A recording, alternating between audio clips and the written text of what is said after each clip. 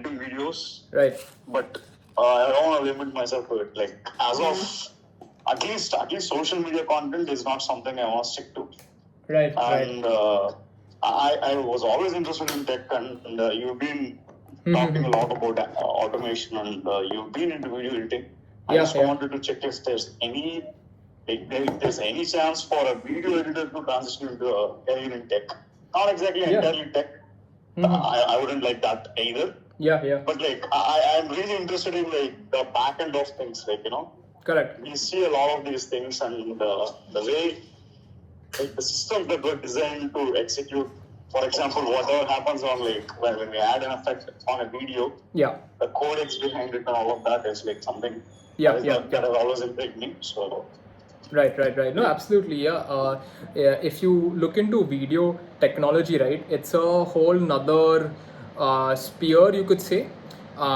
It's a very huge landscape that is still being innovate. There's still innovation happening. Things are still being discovered, and there's a lot to go. So it's as simple as and knowing how deep you want to go, because technology can take you very, very deeply, right? To give you an example, we were able to create things like HTML and CSS because of compilers, and because of like JavaScript, and and JavaScript was invented because of someone putting like numbers together and giving it some logic. So everything is built on top of things. So people have made tools for tools, and those tools were used to make new tools, and now those tools are used to make different things, right? So when you say video editing tool like Premiere Pro, it's basically a bunch of tools. If you look at it in a technology perspective, right, it's basically a bunch of tools to put together. The timeline itself is a tool. The cutting tool is itself a tool. Then and under effects, you have different types of effects. All of these are different. You could say math. It's basically mathematics. It's different computation, right? And it boils down to the math. So the landscape can be very huge in this case. Right from hardware for video, which is like video playback devices. It started off with your small display screens, to now digital screens, to now smartphones, and now we have VR, and Apple launched its own spatial kind of platform for spatial video and spatial. So that's very different, right? So there are so many doors, there are so many windows. The question is which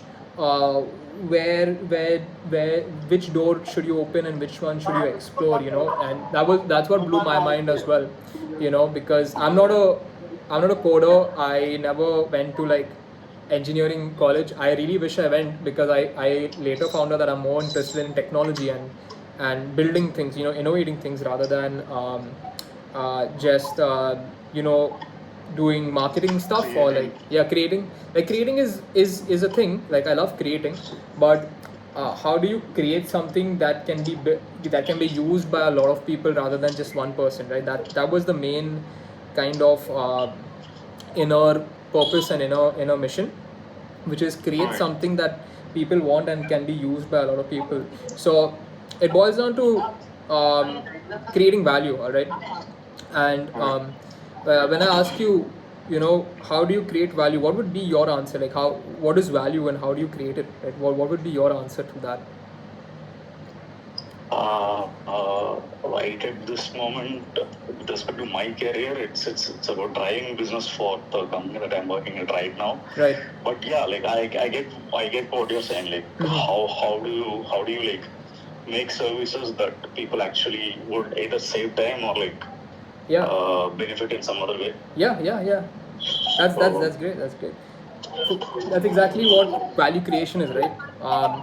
Right. So this journey of understanding what value is, it actually started with one of my friends wanting to start a startup with me, all right? And he was like, Ian, let's start something together. Let's start something, And I was like, what do you want to start? Like, what value you will be creating? So he asked me like, what do you mean by value? What is value? And I was like, okay, that's interesting. Not a lot of us know what value really is. All right. So I just pulled out my iPad and I just drew on a piece of paper. Like, okay, cool, value can be defined as thus, which is, let's say, you help people save time, all right, that's value. Help people make money, that's value, all right. I would call this primarily value. Helping people save time or make money or save money, like, I would say this would be primary value, and this is what most of us do basically in a day-to-day basis. We either help people save their time or make money, all right. Right, we help them make money or we help them save money in one way or the other. We call that primary value, all right. Your auto rickshaw, your cabs can also be considered as primary value because they're saving you time, all right, in a way, and they also probably are saving you money from traveling and stuff like that. Now I would call this primary value. It's like if you're able to save people time, save people money, and also create an experience, I would say experience comes under secondary value, because experience is something that people look for.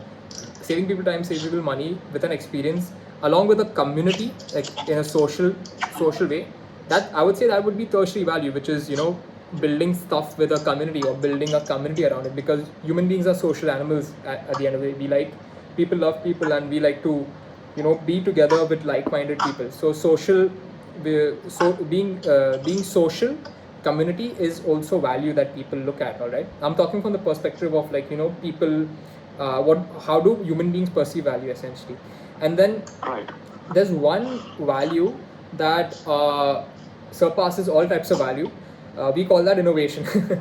And innovation is basically creating something that did not exist in the past and that people didn't even know that they want or would need, right? For example, the iPhone or Apple, or electricity or electric vehicles, or and social media. And social media, that's innovation basically. Yeah. Like the amount of business it drives for a lot of these brands is just mind-boggling. Like yeah.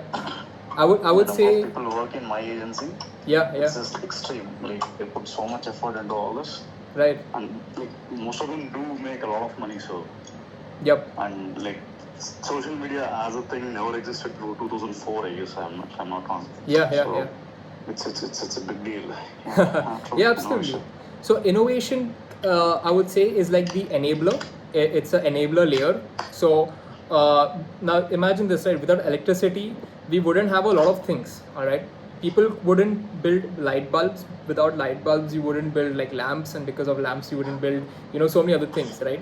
But it was because of electricity we were able to build all of these things. To give you an example, because of social media, we were able to build many more things, right?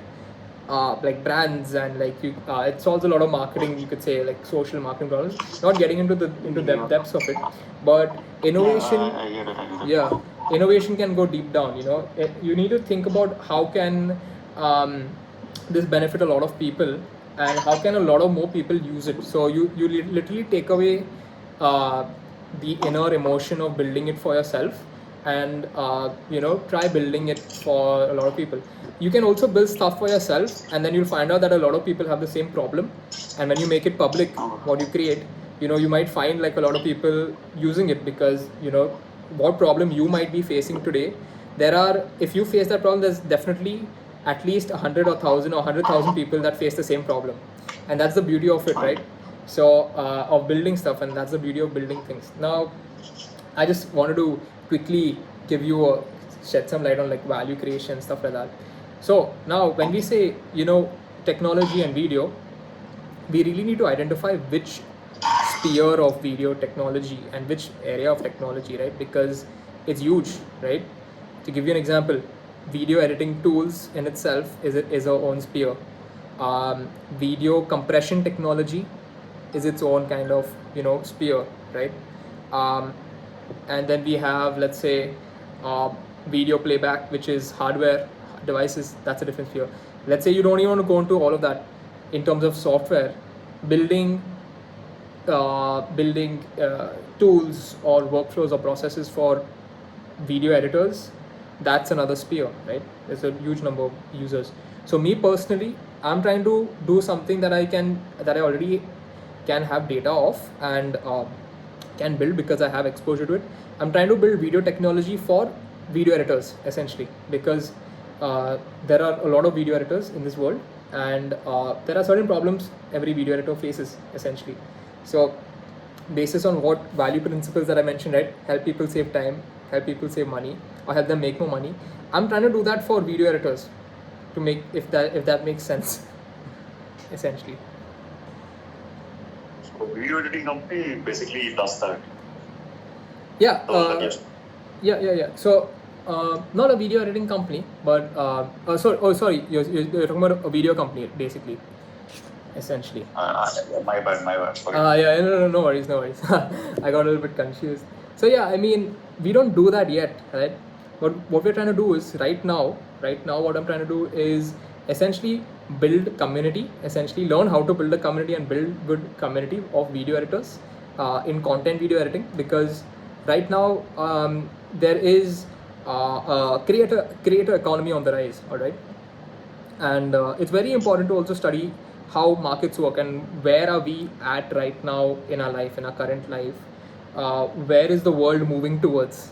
And you need to like study different economies, different things that are happening. So creator economies is one such kind of thing that is happening right now, which is basically a lot of creators um, emerging, new people becoming creators every day, all right? Simultaneously, there are a lot of video editors also rising day by day, because it's a very learnable skill. It's a skill that you just need a laptop and internet connection, basically, and you can learn how to edit videos. Now there is a fine gap now here, which is what is stopping video editors and creators from working with each other, right? So there are certain problems that a video company wants to fix using technology. When I say using technology, it could be building interfaces, building workflows, systems, processes, and packaging everything together to have a clean experience that will help you save time and help you save money, and also hopefully make money, essentially, for both creators and video editors. So that's the vision at the moment, right now, you know. So I'll give you a very simple example. It could be as simple as creating a chat GPT for video editors. Whenever you get a brief from a client, just running it by the GPT to help you discover different storyboards, different ways of editing this video, different styles. As you know, there are hundreds of styles in editing videos. There's montage, there's there's jump cuts, there's so many different things, right? It's very vast, and yeah. So video editor gets paid because of his personal style. Like, the ones who actually make money. Yeah. Correct. So that is an example, you know, which is using technology, let's say, like which is like an AI GPT transformer to essentially help assist a video editor, like productivity wise, essentially. Another idea could be a platform for video editors to connect with creators, essentially, you know. Think of a Fiverr or an Upwork, but for video editing.